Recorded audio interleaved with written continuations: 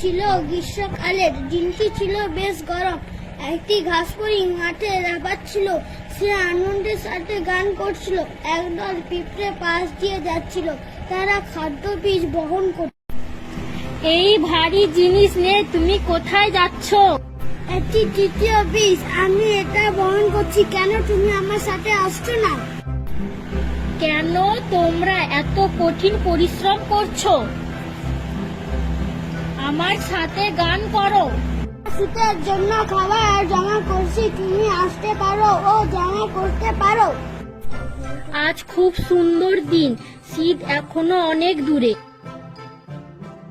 পিঁপড়েটা তাদের পথে চলে গেল। তারা শীতের জন্য খাদ্য জমা করলো। শীঘ্রই আবহাওয়া শীতল হয়ে গেল।